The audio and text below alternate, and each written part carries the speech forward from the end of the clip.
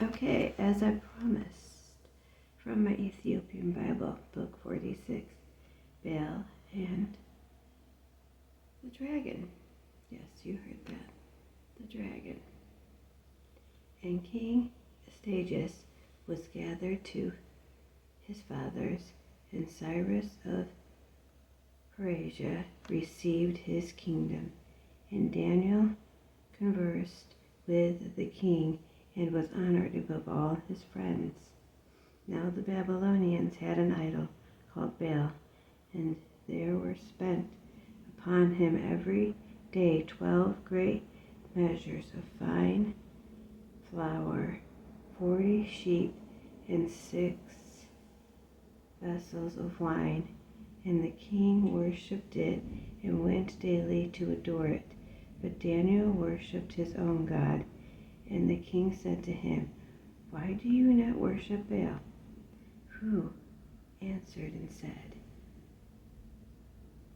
"Because I may not worship idols made with hands, but the living God, who has created heaven and earth, and has sovereignty over all flesh."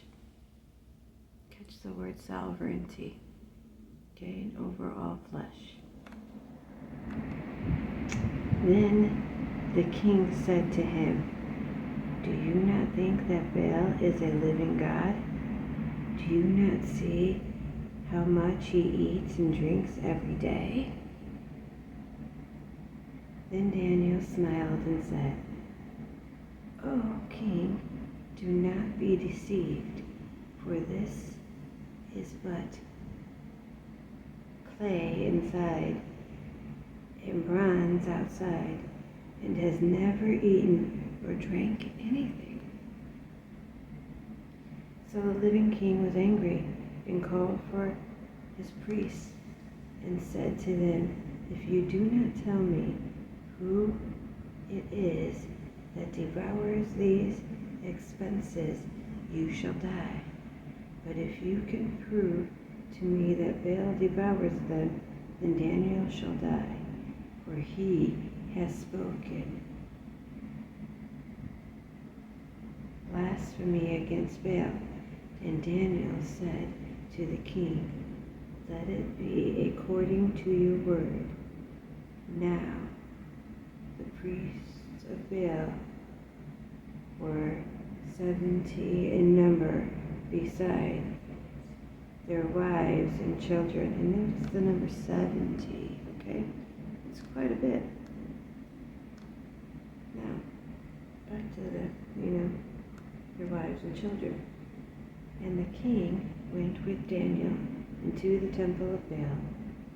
So Baal's priests said, "See, we go out, but you, O king, set out the food, prepare the wine, and shut the door tightly, and seal it with your own snite, and shut the door tightly, and seal it with your own." Okay? "And tomorrow, when you come in, if you do not find that Baal has eaten everything, we will suffer death, or else Daniel, who speaks falsely against us." And they cared little about this, for under the table they had made a secret entrance through which they entered continually and consumed those things. So traps back then. They set traps under buildings and stuff back then, guys. Listen now, this is a story I'm telling you that's written in here, okay?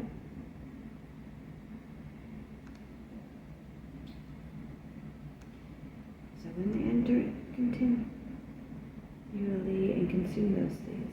So when they had left, the king set the food before Baal. Now Daniel had commanded his servants to bring ashes, and they spread them throughout the entire temple in the presence of the king alone.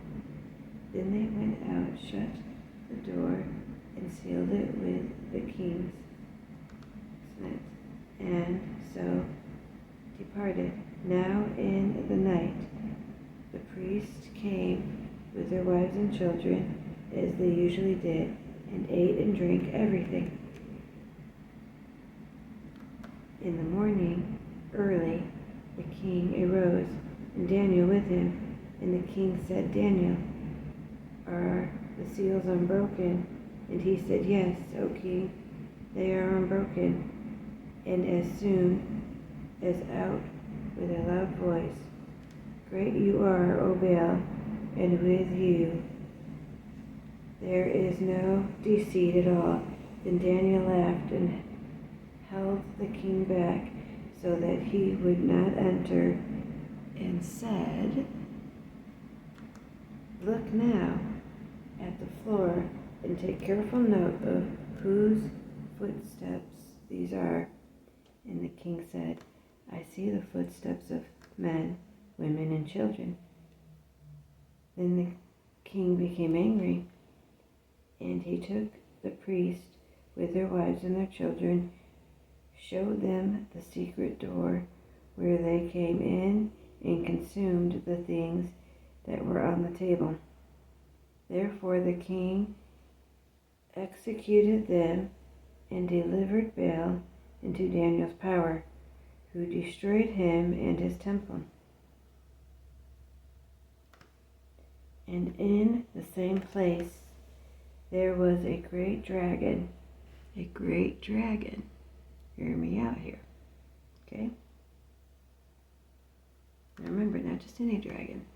There was a great dragon, which the people of Babylon worshipped. And the king said to Daniel, Will you also say that this is made of bronze? Look,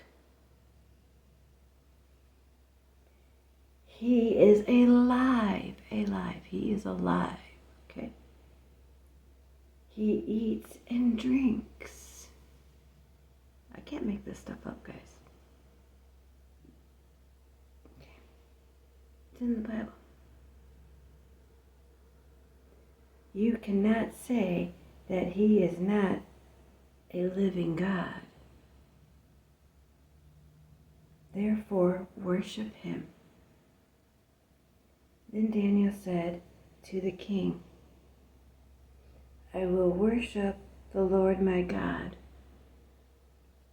for he is the living God. But give me permission, O king, and I shall slay this dragon without sword or staff.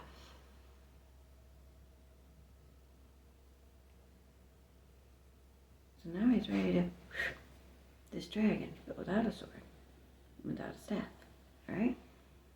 With the king's permission. Remember, this great dragon that there once was, that is alive and breathing, that eats and drinks. The king said, I give you permission. Then Daniel took pitch, fat, and hair, and boiled them together, and made lumps of them. Then he put it in the dragon's mouth, and so the dragon burst apart. And Daniel said, See, these are the gods you worship. When the Babylonians heard this, they were greatly indignant and conspired against the king, saying, The king has become a Jew. He has destroyed Baal. He has slain the dragon, and he has put the priests to death. So they came to the king and said, Deliver us, Daniel, or else we will destroy you and your house. Now when the king saw that they pressed him severely, being constrained, he delivered Daniel to them. They cast him into the lion's den, where he remained for 6 days. And in the den there were 7 lions, and they had given them every day 2 carcasses and 2 sheep. But now they were not given anything, so that they might devour Daniel. Now there was in Judah a prophet called Ethiopian, who had made a stew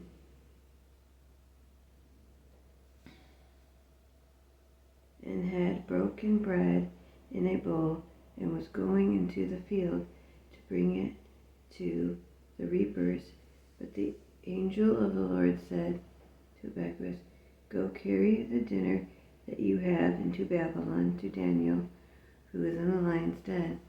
And Ethiopian said, O Lord, I have never seen Babylon, nor do I know where the den is.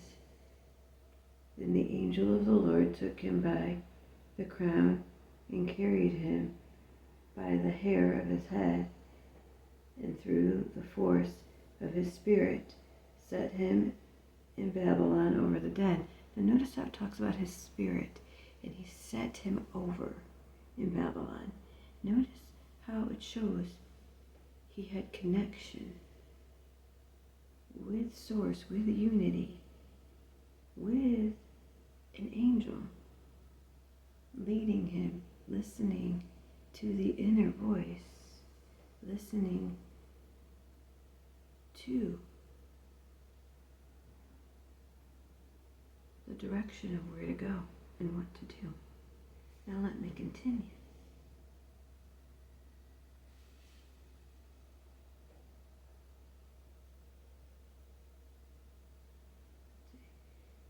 Just looking where I need to go real quick.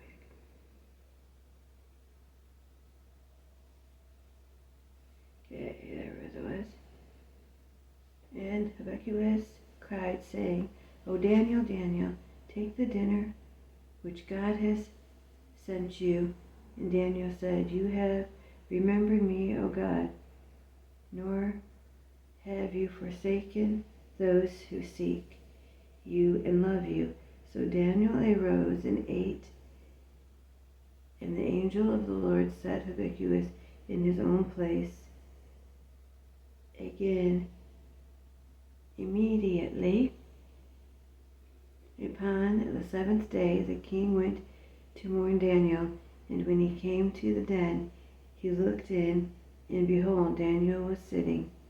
Then the king cried out with a loud voice, saying, Great you are, you Lord God of Daniel, and there is none other beside you. And he drew him out and cast those that were the cause of his destruction into the den, and they were devoured instantly before his eyes. There, guys. So, out of this Bible right here, guys, that's the version of actually how that goes for Daniel in the lion's den. How he got there. So, now, tell me, do you believe in dragons? Love you.